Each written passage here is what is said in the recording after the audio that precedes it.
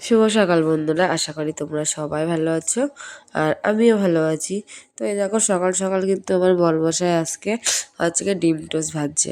মানে সকালবেলায় আজকে ভাবছি মানে খিদে খিদে লাগছে, উঠে আর কি কাজ বাজ সেরে আমার তো স্নান পুজো হয়ে গেছে। তো বরমশাইকে বলছি যে আমার একটু খিদে খিদে পেয়েছে। তো বললো ঘরে যখন ডিম রয়েছে যাই দুটো রুটি নিয়ে আসি।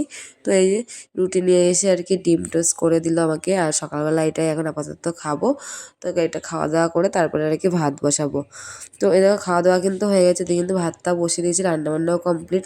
আর এই দেখো আমার ছেলে ঘুমের থেকে উঠে একটা দুর্ঘটনা ঘটে ফেলেছে। দুর্ঘটনা বলতে কি, ও ঘুমের থেকে উঠে ওর বাবার সাথে একটু ঘুরে আসলো, এসে তারপর বসেছিল কিছুক্ষণ।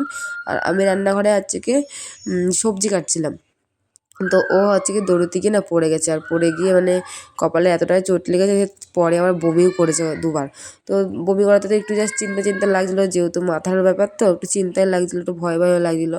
তো আমি বারবার শুধু ঠাকুরকে ডাকছিলাম। তো আর এই দেখো ওর কিন্তু একটু দুর্বলও লাগছে সকালবেলাটা আর কি। তো মানে বেশ কিছুক্ষণ 2-3 ঘন্টা ধরে আর কি শুয়ে রয়েছে, তোর পাশে আমি বসেই ছিলাম।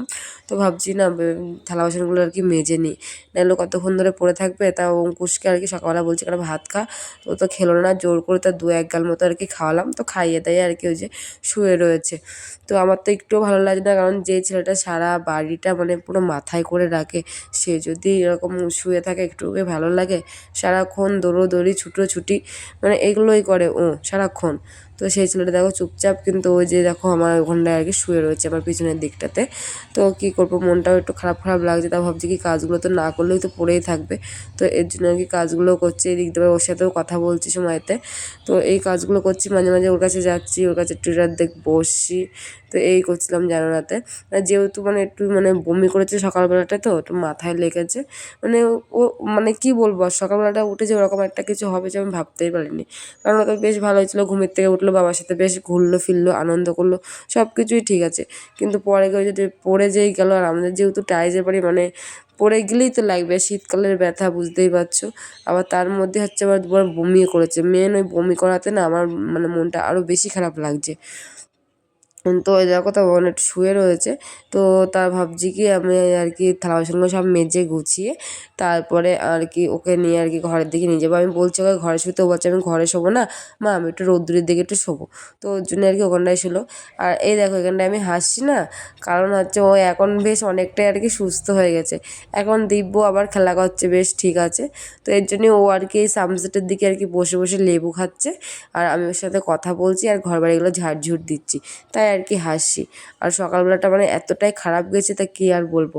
তো যাই হোক না কেন, ঠাকুরকে বারবার মনে মনে আর কি ডাকলাম যে ঠাকুর, যে ছেলেটা সারা দিন রাত মানে সারাক্ষণ হই হই হই হই, মানে ওর পিছনে মানে বলতে গেলে সারাক্ষণ আমি চিল্লাই, অঙ্কুশ বাড়ি আয়, অঙ্কুশ দৌড়োস না, অঙ্কুশ এটা করিস না ওটা করিস না।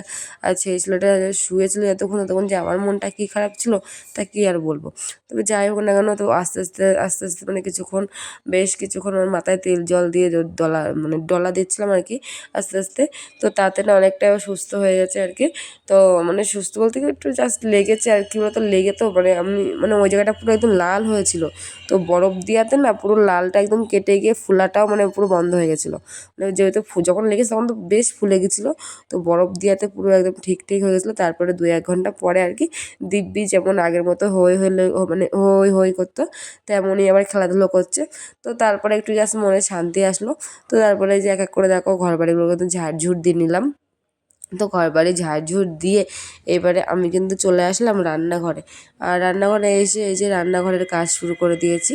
তো রান্নাঘরের দেয়ালগুলো আগে মুছে নিচ্ছি, তারপরে গ্যাসটা মুছবো।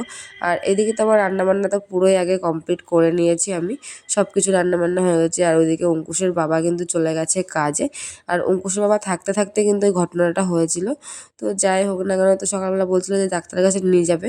তো আমি ভাবছি কি যে ডাক্তারের কাছে নিয়ে যাবো, ঠিক আছে তাহলে একটু মানে দেখি। তো তো একদমই মানে তখন তো ভীষণ কান্নাকাটি করছিলো। তো এর জন্য ভাবছি তাহলে একটুখানি দেখি, দাঁড়াও তারপরে না নিয়ে যাবো। তো তারপরে দেখি আস্তে আস্তে আস্তে আস্তে বেশ মানে 2-1 ঘন্টা পরে আরও ঠিক হয়ে গেছে বলে, তো আর ডাক্তার কাছে নিয়ে যাই। আর ঘরে যেহেতু ব্যথার মলম ছিল, তো সেটা দিয়েতে না আরও অনেকটাই কাজ হয়েছিল। তো ওর জন্য আর নিয়ে যাইনি আমরা ডাক্তারের কাছে। আর ফোলা জায়গাটা যেহেতু লাল হয়েছিল, তো বরফ দিয়াতে না ফোলা জায়গাটা লালও ছিল না, ফোলাও ছিল না। তো এখন হয়েছে সন্ধে, আর এই যে আমার সোনা আগের থেকে অনেকটাই একটু ভালো আছে। মানে আগের মতো আর অতটা বমি হচ্ছে না, মানে দুবারই আর কি বমি করেছে। আর দুর্বল ছিল, মানে সকাল সময় তো শুয়েছিল, এখন অনেক ভালো আছে যে শোনা। তো এখন তো সন্ধ্যা হয়ে গেছে, তো সন্ধ্যাবেলা এখন টিফিন আমরা কী কী খাচ্ছি দেখো তোমরা। চা বিস্কুট আর এদিকে কটা মুড়ি নিয়েছি আর কটা চিপস ভাজা নিয়ে এসেছি। তো এইগুলোই আমি আমার শোনা খাবার, শোনা বলছে কি এখন হচ্ছে কি চা খাবে, চা, তা ওর জন্য চা বিস্কুট খাবে, তার জন্য নিয়ে আসলাম। আর মুড়ি আমি খাবো, ও খাবে না হয়তো। মুড়ি খাবা তুমি? খাবে না ও, ও খাবা, তাতে খাওয়া।